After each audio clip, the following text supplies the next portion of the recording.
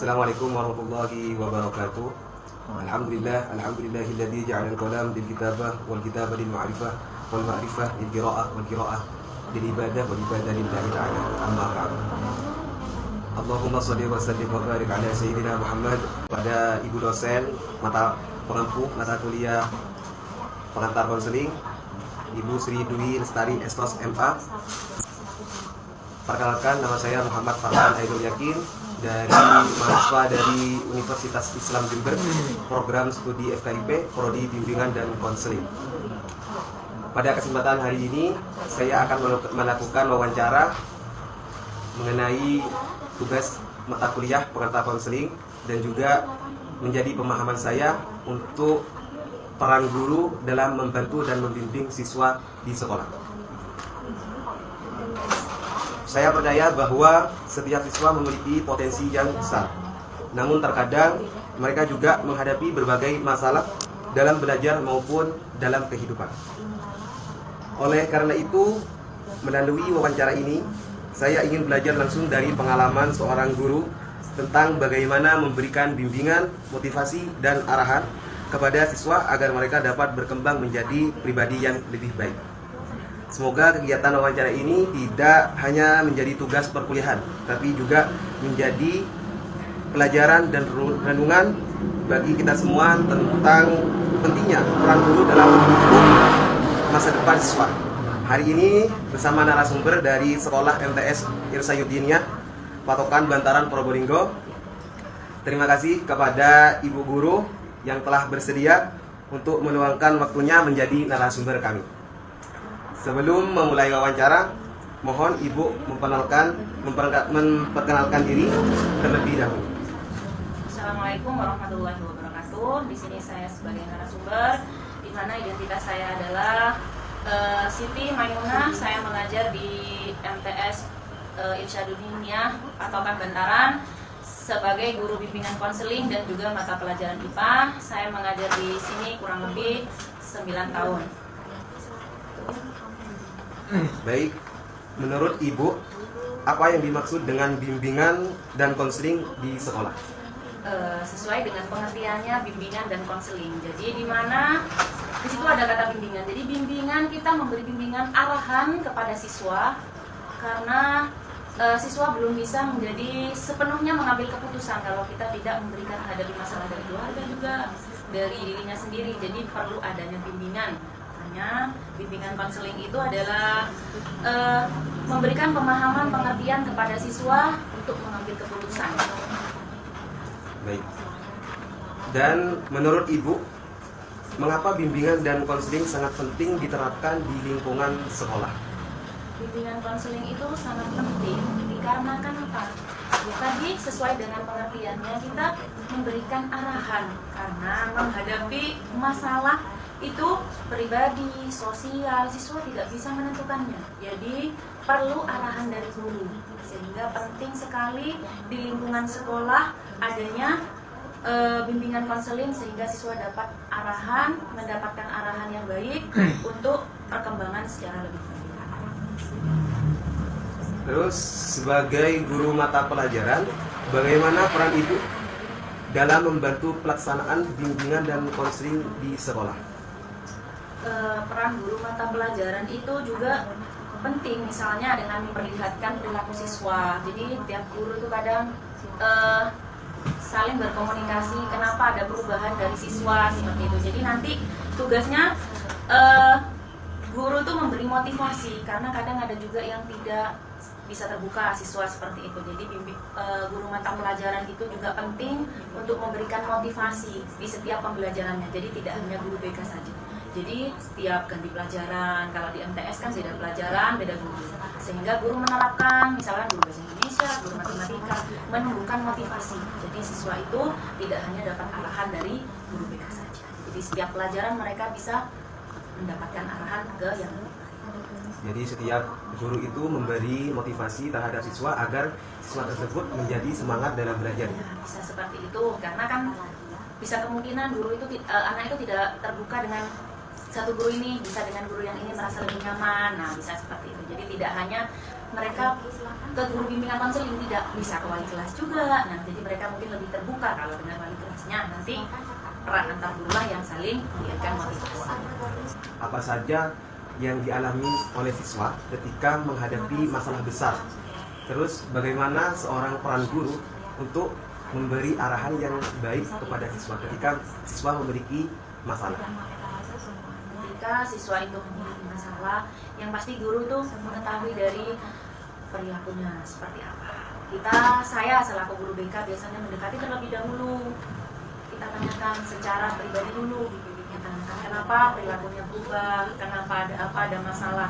Kadang cuma tidak bisa terbuka, jadi harus cari tahu kita dari temannya atau dari keluarganya, kenapa anak ini perilakunya berubah, ada masalah apa. Karena tidak hanya akademik saja permasalahannya gitu kan, bisa dari keluarga, sosial, bahkan kalau sudah anak seusia MTS bisa juga mengenal cinta kan, seperti itu. Jadi alasannya itu kenapa, kita cari tahu dulu, kita dekati. Kalau memang nanti mereka bingung, kita kasih saran yang seperti apa. Yang lebih banyak ketika permasalahan siswa itu dari masalah apa? Ketika paling populer, paling banyak. Yang paling saya temui itu pastinya dari motivasi belajar juga ya, itu terutama itu dari yang awalnya mereka itu semangat, di pertengahan itu kenapa kok sampai turun gitu prestasinya juga. Kebanyakan di situ karena kita di tingkat sekolah. Itu mungkin saya telusuri, ternyata satu sudah mengenal tadi ya ada masalah dengan teman, sudah mengenal cinta juga, sehingga membuat semangatnya itu berkurang karena mereka tidak tahu, bukan malah dibuat semangat cinta itu, tapi kadang juga membuat motivasi mereka, minat belajar mereka jadi menurun. Itu yang sering ditemui, minat belajarnya jadi menurun, malas, atau bahkan juga tidak masuk sekolah kadang-kadang. Yang saya temui selama Ilmu itu harus dimiliki sendiri dan harus melakukan bagaimana kita harus sekiranya bermanfaat kepada orang dan juga berbuat baik kepada orang dan juga bisa menghargai kepada orang lain. Apakah Ibu pernah menghadapi siswa yang memiliki masalah tertentu? Terus bagaimana untuk mengatasinya? Nah, saya menghadapi misalkan tadi juga belajar menurun, terus juga sering jarang tidak masuk. Itu salah satu caranya tadi saya mencari tahu sumber masalahnya. Ketika sumber masalahnya sudah diketahui, maka kita panggil anaknya, kita beri motivasi, kita beri arahan, kita kasih solusi. Kenapa kok seperti ini? Jadi nanti anak tersebut bisa mengetahui mana yang harus langkahnya yang harus diambil. Jadi tidak hanya kita itu selesai, tapi juga terus setelah memberi solusi ke depannya bagaimana. Anak ini sudah selesaikah dengan masalahnya atau belum? Jadi berkelanjutan. Bisa juga kita kunjungan ke rumah, home visit jika masalahnya dari keluarga. Juga broken home itu perceraian yang biasanya juga membuat mental anak lebih tidak aman. Kita juga perlu ke rumahnya, berperan penting juga dengan orang tuanya, memberi arahan juga. Terus bagaimana bentuk kerjasama antara guru mata pelajaran dengan guru BK di sekolah, antara guru IPA, antara guru IPS dengan guru BK saling membantu? Jadi peran semua itu yang jelas semua anggota sekolah ya, sekolah, guru mata pelajaran, guru BK, semua itu berperan penting dalam tumbuh kembang anak. Karena kalau hanya guru BK kan satu dari sudut sisi saja. Jadi semuanya, misalkan guru bahasa Indonesia menemukan tingkah laku anak yang janggal, maka diomongkanlah atau kita sharing dengan semua guru. Barulah guru BK nanti yang mencari informasi kenapa anak ini berubah, kenapa tingkah lakunya seperti itu. Jadi setiap bulan kita juga melakukan evaluasi tiap guru. Jadi seperti apa anak-anak itu, ada masalah apa, mungkin dia tidak terbuka dengan saya selaku guru BK, terbuka dengan guru yang lain yang menurut mereka nyaman untuk bercerita. Sehingga saya selalu menekankan kepada setiap guru dan rekan kerja saya bahwa apapun yang terjadi di kelas, kita nanti bicarakan dan kita cari solusinya bersama. Jadi semua anggota sekolah itu berperan penting dalam perkembangan. Jadi saling berkaitan, saling berkomunikasi di penting. Jika ada masalah siswa, itu yang paling penting itu adalah berkomunikasi. Jangan pernah ketika mempunyai masalah kita pendam dalam diri sendiri. Itu akan menyebabkan overthinking bagi seorang murid. Maka lebih baik itu seorang murid ketika ada masalah ketika sama teman, itu ada masalah sama guru, itu harus melakukan interaksi kepada guru. Siapapun itu gurunya, pilih yang Anda sukai atau yang paling Anda bisa diajak ngomong yang lebih baik atau yang lebih enak untuk cara penyampaiannya. Merasakan secara terbuka, padahal setiap konselor itu mempunyai sikap 5, yaitu sifat terbuka, sifat keikhlasan, sikap antara lain dan lain-lain, itu semuanya itu konselor itu ada kesikap keterbukaan termaksud. Jadi ketika siswa mengalami permasalahan, itu peran dari guru narasumber saya ini adalah siswa sulit untuk secara terbuka untuk menyampaikannya. Terus bagaimana apa harapan Ibu terhadap pelaksanaan bimbingan dan konseling di sekolah ke depannya? Apa harapannya agar ketika bimbingan konseling itu menjadi lebih baik di sekolah ini?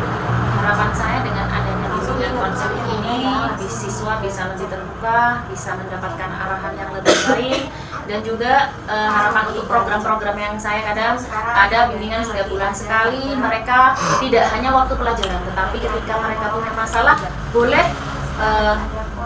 mencat saya secara pribadi. Kalau mereka malu untuk mengatakannya secara face to face, ya secara tatap muka bisa melakukan lewat WhatsApp atau juga kadang menulis surat, boleh silahkan. Jadi tidak hanya bimbingan saya secara tatap muka, tapi dari berbagai media dan cara untuk mempermudah. Kadang bisa tidak sebut nama, hanya memberikan tulisan saja, kotak saran atau kotak konseling.